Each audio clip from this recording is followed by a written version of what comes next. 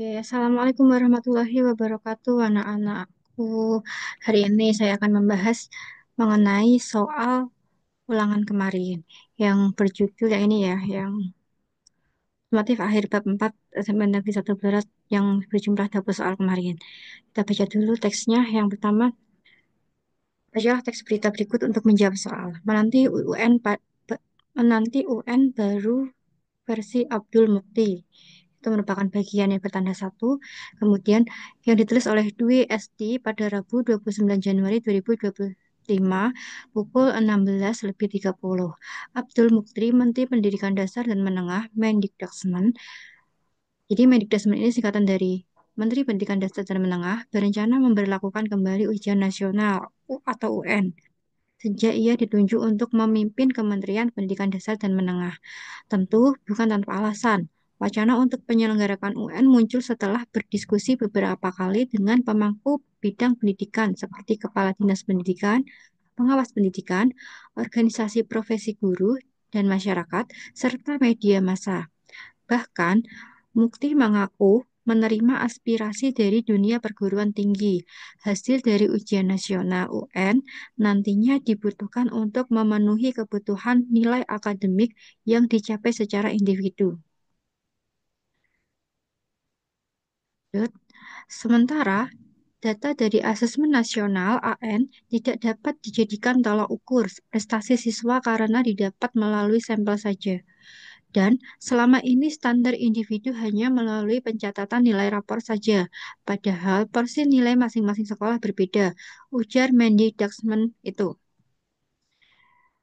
Di suatu kesempatan, kami bertemu dengan tim seleksi nasional untuk masuk perguruan tinggi. Ternyata mereka perlu hasil belajar yang sifatnya individu, ungkap Mukti. Untuk itulah, meski sejak Kementerian Pendidikan dan Kebudayaan dinahkodai Nadiem Makarim menghapus dan mengganti UN dengan AN, kini Mukti tengah mengolah rumus kebijakan baru untuk memberlakukan kembali UN. Sebagai uji coba, untuk tahun ini UN akan diterapkan di sekolah menengah atas SMA atau sederajat. Tepatnya akan dilaksanakan mulai November 2025, katanya. Ada 3 poin penting yang menjadi dasar kajian dan perumusan kebijakan pelaksanaan UN nanti. Jelas Mukti di Jakarta, Senin, tanggal 23 bulan 12 yang lalu. Kajian pertama terkait dengan sistemnya.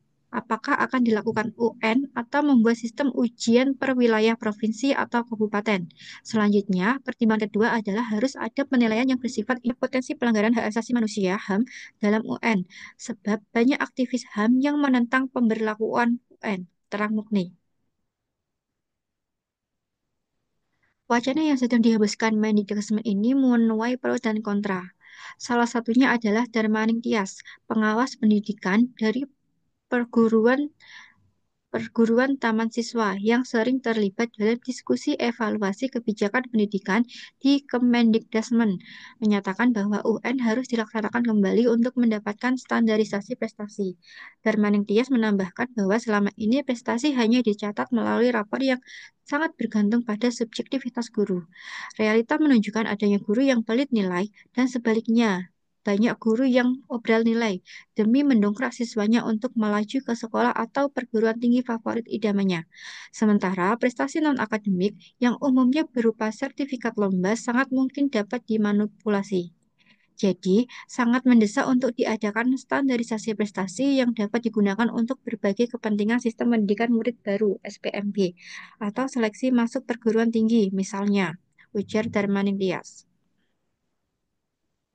Namun, demikian penting untuk menjadi perhatian agar nantinya pemberlakuan ujian tidak akan menjadi tekanan bagi murid baik secara mental maupun ekonomi keluarga, sehingga UN versi baru tidak boleh disahkan sebagai alat untuk menentukan kelulusan murid. Diedit oleh editor Fus Fauzan, diambil atau dikutip dari sumber RMOL Jateng, Jawa Tengah.id. Nah, ini adalah teksnya. Kemudian kita beralih ke soalnya. Nih, ini ya. Soal yang pertama. Apa topik berita tersebut? A. Ujian nasional di sekolah menengah atas. B. Wacana pemberlakuan kembali ujian nasional. C. Ujian nasional penting untuk standarisasi nilai. D. pro kontra ujian nasional atau UN bagi siswa? Jawaban yang tepat adalah B. Bentar, saya geser dulu. Jawaban yang tepat adalah B. Kenapa B? Karena A. Ujian nasional di sekolah menengah atas. Teks ini tidak membahas hanya mengenai ujian nasional di sekolah menengah atas, tapi membahas mengenai ini. Lihat di bagian teras berita.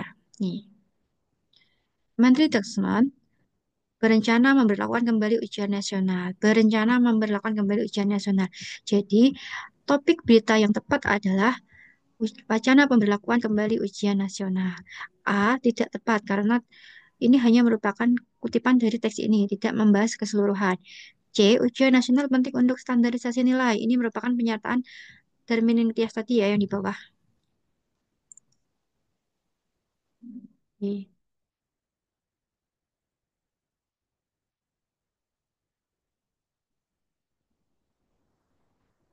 mana ya standarisasi?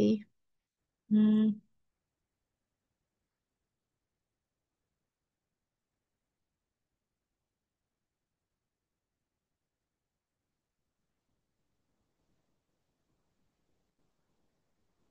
standarisasi.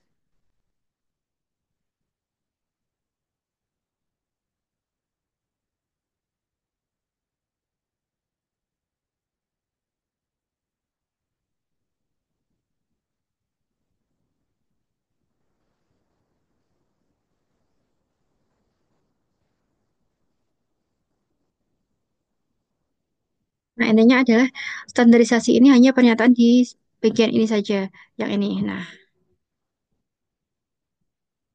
ini standarisasi prestasi. Jadi, eh, pernyataan C, ujian nasional penting untuk standarisasi nilai ini hanya kutipan dari bagian ini tidak menceritakan secara keseluruhan. Yang D, pro kontra ujian nasional bagi siswa dan sekolah. Ini juga tidak termasuk karena ini tidak membahas mengenai pro kontra. Kalau membahas pro kontra, tidak harusnya di dalam teks ini ada pernyataan pro-nya bagaimana, kontranya bagaimana. Tetapi teks ini hanya membahas mengenai wacana atau rencana pemberlakuan kembali ujian nasional. Jawabannya adalah B. Kemudian nomor 2, di manakah diskusi evaluasi kebijakan pendidikan dilaksanakan? Nah, ini aja di sini ya, tulis ya. Hmm, nih, di sini. Salah satu pengawas, salah satunya adalah Darman Tias, pengawas pendidikan dari perguruan utama siswa yang sering terlibat dalam diskusi evaluasi kebijakan pendidikan di Kemendikdasmen. Jawabannya adalah A. Kemendikdasmen. Kemendikdasmen. Yang ini, maaf dia jawabannya. Kemendikdasmen. Oke. Hmm. Ada ya di sini ya, di teks ya. Di Kemendikdasmen ini. Kemendikdasmen. Ingat, A, Kemdikdasmen. Beda. D, B, Kemdikbud. Tidak. C, Mendikdasmen. Salah. Yang tepat adalah Kemendikdasmen ini. Ada di teksnya. Kemudian nomor 3. Kapan Abdul Mukti diwawancari oleh reporter berita tersebut? Nah, ingat, ini ada dua tanggal yang tertera di sini. Ada banyak tanggal. A, 29 Januari. 29 Januari itu ada di sini. Nah, ingat, ini itu adalah penulisan teks berita, bukan waktu ketika Abdul Mukti diwawancarai, bukan ya. Kemudian November 2025. November 2025 itu adalah waktu nih SMA akan melaksanakan ujian nasional, bukan waktu Abdul Mukti diwawancarai. Kemudian 23 Desember itu adalah waktu Abdul Mukti diwawancarai ini. Dia dari ini. Nih, ada ini. Itu 3 poin penting yang menjadi dasar kajian dan perumusan kebijakan pelaksanaan UN nanti. Jelas Mukti di Jakarta Senin 23 bulan 12. Berarti 23 Desember 2000 yang lalu tahun lalu berarti kan 2024. Berarti yang tepat adalah C. Oke. 30 Januari juga tidak ya. Oke, itu ya. Jadi yang atas 29 Januari itu adalah tanggal berita ditulis, bukan tanggal Abdul Mukti diwawancarai. Nih, Jelas mukti itu kan berarti dia menjelaskan pada reporter berita.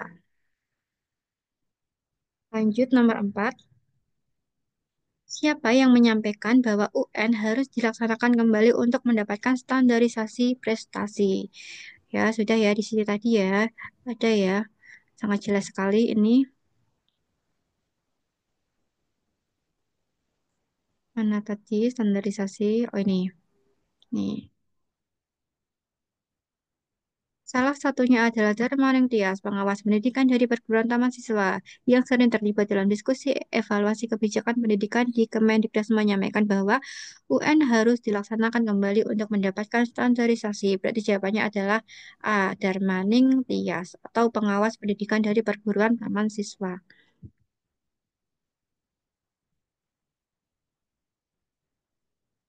Kemudian, yang nomor 5. Mengapa ujian nasional diwacanakan akan dilaksanakan lagi? Nah, nih, kita lihat satu persatu. Satu, A. Prestasi non-akademik yang berupa sertifikat dapat dimanipulasi. Di sini ada pernyataan juga. Nih, nih, nih. Prestasi non-akademik yang umumnya berupa sertifikat lomba sangat mungkin dimanipulasi. A menyatakan bahwa sertifikat lomba dapat dimanipulasi, tapi yang ada di teks adalah mungkin dapat dimanipulasi, tidak dapat dimanipulasi. Ada kata mungkinnya, ya.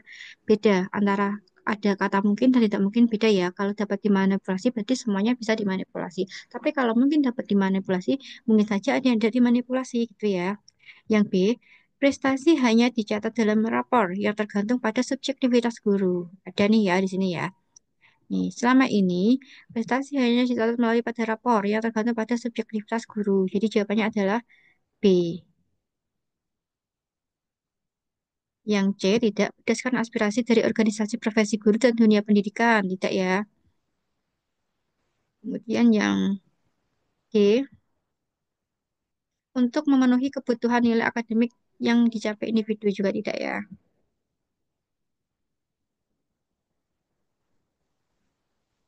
Nomor 6. Menurut teks berita tersebut, bagaimanakah realita pemberian nilai pada siswa? Ya, kita bahas satu persatu. A. Prestasi non-akademik yang umumnya berupa sertifikat lomba sangat mungkin dapat dimanipulasi sementara prestasi yang dicatat melalui rapor sangat tergantung pada subjektivitas guru. Ingat, realita pemberian nilai pada siswa ada di sini nih. Realita.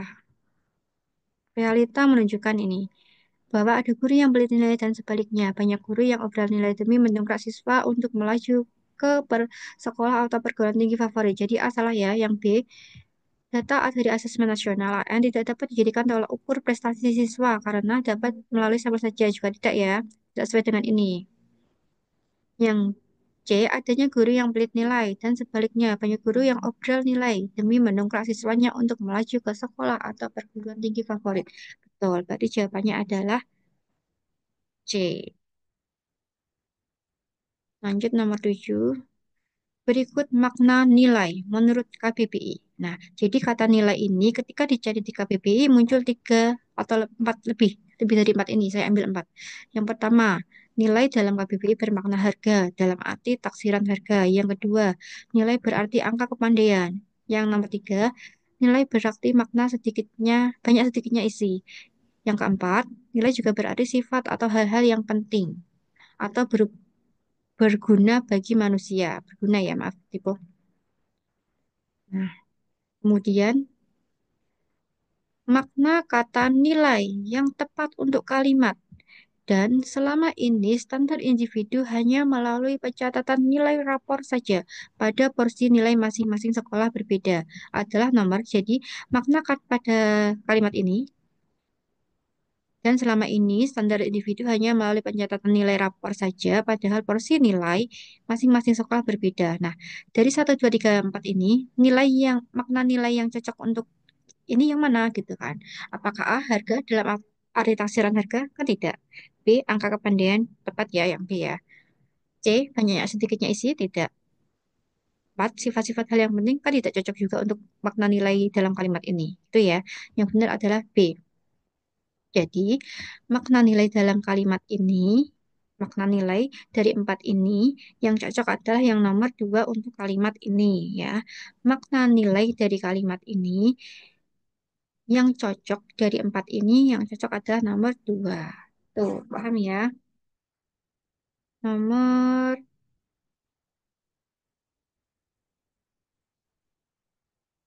8. Bagian yang diberi tanda nomor satu pada teks merupakan struktur berita yang berjudul. Nah, ingat, struktur teks berita ada tiga. Yang paling atas judul berita, yang bawahnya teras berita, dan yang ketiga adalah isi berita. Tidak ada penutup. Jadi yang diberi nomor satu ini adalah judul berita. Oke, nomor 9. Bagian yang diberi tanda nomor 2 pada teks berita merupakan struktur berita yang bernama nomor 2 ini, ya, dari sini ke sini ya. Ini adalah struktur yang bernama bagian bawahnya judul berita adalah teras berita. Oke, gampang ini ya harusnya. Nomor 10. Bagian yang diberi tanda nomor 3 pada teks merupakan struktur berita yang bernama 3 ini 3. Bawahnya nomor 2. Ini dari sini sampai pol bawah. Ini ya diberi 3 ini ya. Sampai pol bawah ini. Ini sampai ini ke bawah. Nah, bawahnya teras berita berarti apa? Isi berita. Gampang. Tidak ada penutup berita, ini hanya pengecoh. Nomor 11. Kalimat tunggal dalam teks berita tersebut adalah, nah ini ada A, B, C, D. Ingat, kalimat tunggal ada kalimat yang hanya memiliki satu kata atau satu predikat saja. Lihat. Darmaning Tias menambahkan bahwa selama ini prestasi hanya dicatat melalui rapor yang sangat tergantung pada subjektivitas guru. B. Data dari asesmen nasional tidak dapat dijadikan tolak ukur prestasi siswa karena didapat melalui sampel saja. C. Hasil ujian nasional nantinya dibutuhkan untuk memenuhi kebutuhan nilai akademik yang dicapai secara individu. D. Sebagai uji coba tahun ini UN akan diterapkan di sekolah menengah atas atau sederajat. Ingat, dulu ya.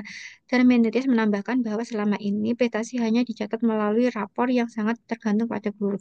Biasanya predikat itu diawali dengan me, di, dan ter, atau bisa juga kata dasar yang menunjukkan aktivitas. Di kalimat pertama ini ada dua predikat. Predikat pertama menambahkan, dan predikat kedua adalah tergantung. Ada dua predikat. Karena ada dua predikat berarti dia tidak termasuk kalimat tunggal. Yang ditanyakan adalah kalimat tunggal. B. Data dari Asesmen Nasional (AN) tidak dapat dijadikan tolak ukur prestasi siswa karena didapat melalui sampel saja. Ingat, predikat bisa diawali dengan me, di, ter, dan kata dasar yang menunjukkan aktivitas. Di B ini ada dua predikat, yaitu dijadikan dan didapat. Karena ada dua predikat, dia berarti bukan kalimat tunggal. Yang C, hasil dari ujian nasional UN nantinya dibutuhkan untuk memenuhi kebutuhan nilai akademik yang dicapai secara individu. Predikat diawali dengan me, di, ter, atau kata dasar yang menunjukkan aktivitas. Di C ini ada dua kata predikat, dibutuhkan dan dicapai. Karena ada dua predikat, dia bukan kalimat tunggal. Yang D, sebagai uji coba, untuk tahun ini UN akan diterapkan di sekolah menengah atas SMA atau sederajat. Ini hanya ada satu predikat, yaitu diterapkan. Maka kalimat ini adalah kalimat tunggal dan jawabannya adalah D, karena yang ditanyakan adalah kalimat tunggal. Nomor 12. Kalimat menjemuk dalam teks berita tersebut adalah, ingat kalimat majemuk. Kalau tadi kalimat tunggal adalah kalimat yang memiliki satu klausa atau satu predikat, sedangkan kalimat majemuk adalah kalimat yang memiliki lebih dari satu predikat atau lebih dari satu klausa. A. Wacana yang dihembuskan Mendidak ini menuai pro dan kontra. Oke, bentar.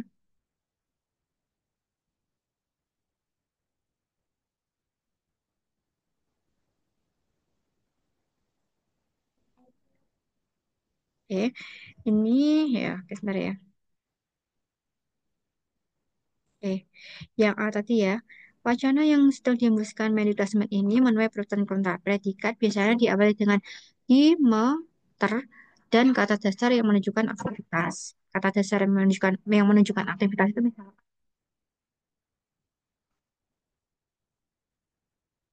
minum kan tidak mau itu kan aktivitas, maka dia kata minum itu menunjukkan ini ada dua predikat dihembuskan dan menuai ya.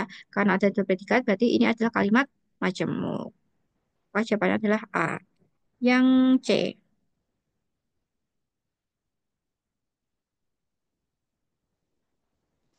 Untuk tahun ini UN akan diterapkan di sekolah menengah atas. Nah, menengah ini bukan kata kerja ya atau bukan predikat ya karena dia ini nama nama dari ini satu nama. Orang misalkan kayak nama orang Fitri Anjani itu kan nama ya. Jadi menengah ini bukan kata kerja, tapi nama objek. Nah, di kalimat ini hanya ada satu predikat yaitu diterapkan. Maka karena hanya satu predikat dia disebut dengan kalimat tunggal, sedangkan yang ditanyakan adalah kalimat majemuk. Yang C, bahkan Mukti menerima aspirasi dari dunia pendidikan tinggi.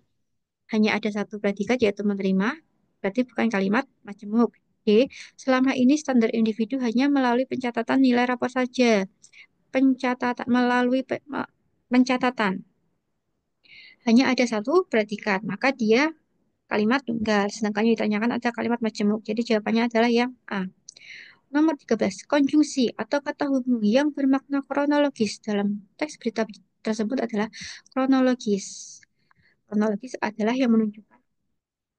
Jadi, klausa pertama dihubungkan dengan konjungsi kronologis, melanjutkan klausa kedua, dilanjutkan klausa kedua. Nah, ingat, konjungsi kronologis itu meliputi kemudian, lalu, selanjutnya, setelah itu, berikutnya, seperti itu ya. Jadi, antara A, bahwa, B, karena, C, selanjutnya, dan D ini, maka yang ada konjungsi kronologisnya adalah yang C. Ya, bisa dibaca kelihatan ini. Nomor 14. Konjungsi atau kata hubung yang bermakna kausalitas dalam teks berita tersebut adalah nih, bahwa, karena, selanjutnya, dan ini. Mana? Bahwa, karena, selanjutnya, ini. Berarti yang mana yang menunjukkan eh, kausalitas? Berarti adalah karena. Jawabannya adalah yang B.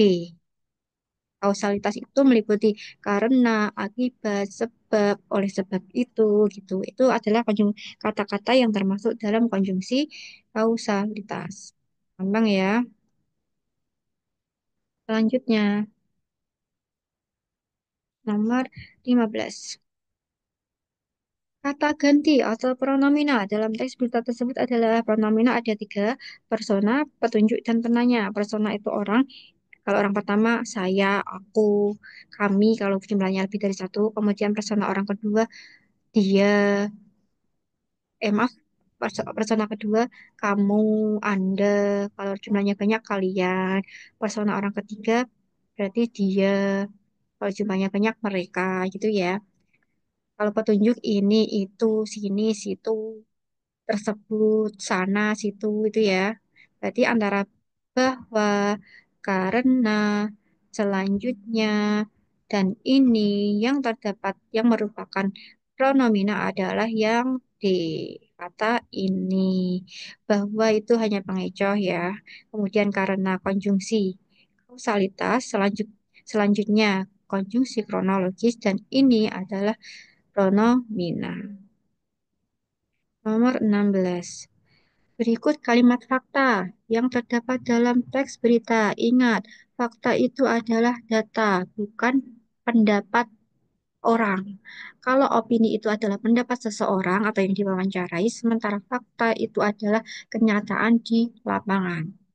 Dan Nemtias menambahkan bahwa selama ini prestasi hanya dicatat melalui rapor yang sangat tergantung pada subjektivitas guru. Ini kan opini, karena ada kata Darmanentias menambahkan. Berarti kan ini opini dari Darmanentias. B. Sementara prestasi non-akademik yang umumnya berupa sertifikat lomba sangat mungkin dimanipulasi. Lihat teksnya di sini ya. Sementara prestasi non-akademik yang umumnya berupa sertifikat lomba sangat mungkin dapat dimanipulasi. Ini kan masih lanjutan pernyataan dari Darmaning Tias, gitu ya. Jadi ini merupakan opini dari Darmaning Tias, bukan fakta. Yang D, ada tiga poin penting yang menjadi dasar kajian dan perumusan kebijakan pelaksanaan UN nanti. Oke, kita lihat di sini ada 3 poin penting. Nah, ini ada 3 poin penting. Nah, jangan selama ini. Ini merupakan pernyataan Mukti, tapi bukan pendapat Mukni. Kenapa bukan pendapat Mukni? Karena di sini Mukti hanya menyampaikan sebuah fakta. Fakta bahwa ada 3 poin penting yang menjadi dasar kajian. Jadi kajian itu sudah dilakukan, kemudian Mukti kan diwawancari. Maka karena sudah terjadi, 3 poin itu sudah dibicarakan, maka itu adalah fakta, bukan opini. Ini Mukti menyampaikan fakta. Sementara Dharma Nityas yang di poin A dan B ini tadi, dia menyampaikan pendapat dia bahwa yang A prestasi hanya dicatat melalui rapor. Yang B, prestasi non-akademik umumnya berupa sertifikat lomba dapat dimanipulasi. Ini kan pendapatnya dari Mentias. Sementara C ini adalah fakta yang disampaikan oleh Mukti. Beda kan ya? Yang D, selama ini standar individu hanya melalui pencatatan nilai rapor saja. Selama ini, mana ya? Oh ini. Nih, ini juga jelas nih. Dan selain standar itu rapor saja. Oh, bukan, bukan ini. Yang di atas.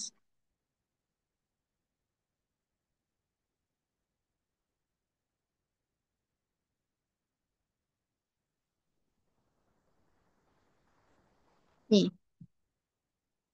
Dan selama ini pencatatan melalui standar pencatatan nilai rapor saja, padahal proses nilai masing-masing kelas berbeda. Ini kan juga pendapat Mendikbudrismen, bukan fakta. Karena hanya melalui pencatatan rapor saja, padahal kan di lapangan tidak hanya rapor saja. Misalkan seperti di sekolah kita itu kan pencatatan prestasi itu kan juga melalui eh, bank data sekolah. Gitu. Tidak hanya rapor saja. Itu ya. Oh, jadi jawabannya adalah C. Kemudian nomor 17. Berikut merupakan opini Abdul Mukti. Opini Abdul Mukti. As, dan selama ini standar individu hanya melalui penyerahan rapor saja. Yang ini ya, pas ya. Diujar oleh Mendik Dasman. Siapa itu Mendik Dasman sekarang? Abdul Mukti. Jadi jawabannya adalah yang A. Yang A. Karena Mendikdas ini diujarkan oleh Mendikdasman. Sementara Mendikdasman itu adalah Abdul Mukni. Yang B salah. Kenapa B salah? Darmaningtyas menambahkan bahwa selama ini prestasi hanya dicatat melalui rapor yang sangat tergantung pada subjektivitas guru. Tadi yang ditanyakan adalah pendapat Abdul Mukti, bukan pendapat Darmaningtyas. Ini kan sudah jelas nih, Darmaningtyas menambahkan. Berarti kan pendapatnya Darmaningtyas, bukan Abdul Mukti. Yang C, jadi sangat mendesak untuk dijadikan standarisasi prestasi yang dapat digunakan untuk berbagai kepentingan, sistem penerimaan murid baru SPMB atau seleksi masuk perguruan tinggi misalnya. Ujar Jana Matias, ingat, ujar Damaning Tias yang ditanyakan adalah pendapat Abdul Mukti. Yang salah satunya adalah Damaning Tias, pengawas pendidikan dari perguruan taman siswa yang sering terlibat dalam diskusi evaluasi kebijakan pendidikan di Kemendikbud yang menyampaikan. Siapa yang menyampaikan? Darmaning Tias. Yang ditanyakan adalah pendapat dari Abdul Mukti. Jadi jawabannya adalah yang A. Meskipun di sini tulisannya Mendikdasmen, Mendikdasmen itu kan Abdul Mukti. Mendikdasmen itu jabatan, misal kepala sekolah. Namanya siapa?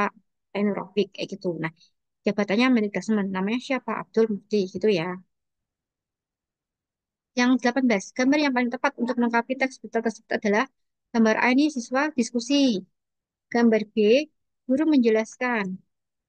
Gambar, gambar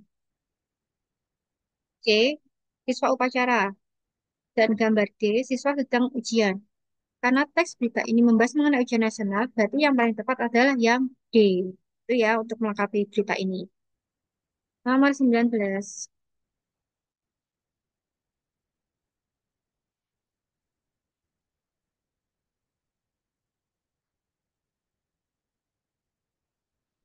Informasi yang terdapat dalam teks berita tersebut adalah yang terdapat.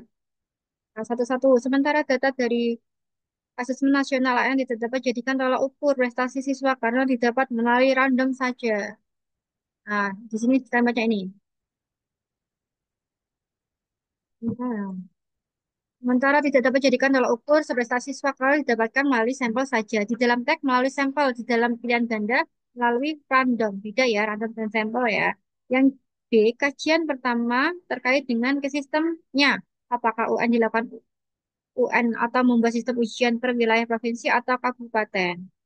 Nah, kita cari di teksnya. Kajian pertama dilakukan Kajian pertama terkait dengan sistemnya apakah akan dilakukan UN atau membuat sistem ujian berwilayah provinsi atau kabupaten. Jadi jawabannya adalah yang B.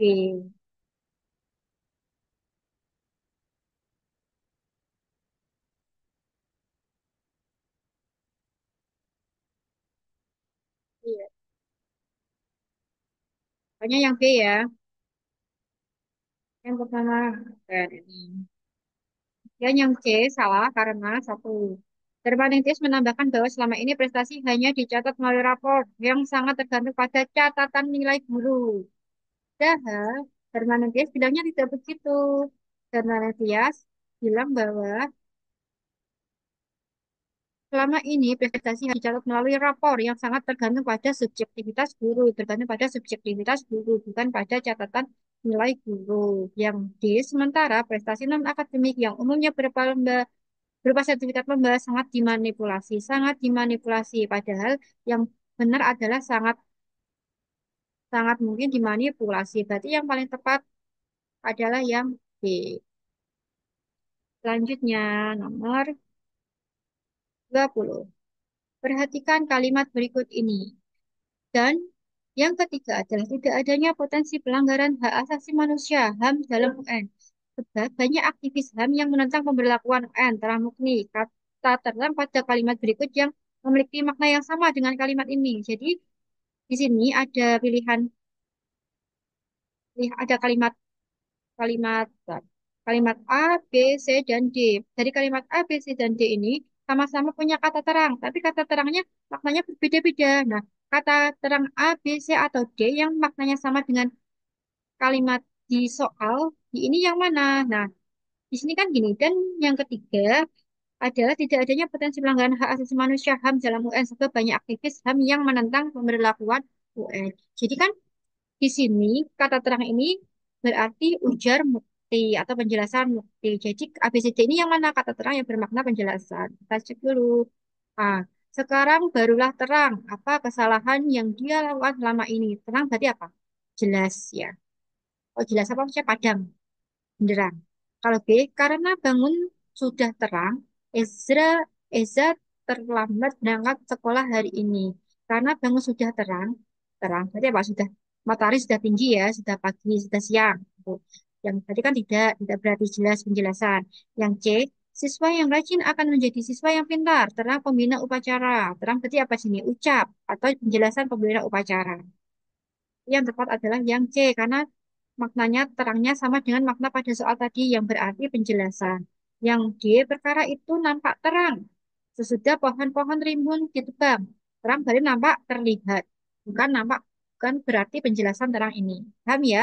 Jadi jawabannya yang tepat adalah C, karena kata terang di C ini berarti penjelasan kalimat sama dengan kata terang yang ada di soal yang berarti penjelasan. Oh, begitulah anak-anak hari ini. Terima kasih sudah memperhatikan. Assalamualaikum warahmatullahi wabarakatuh.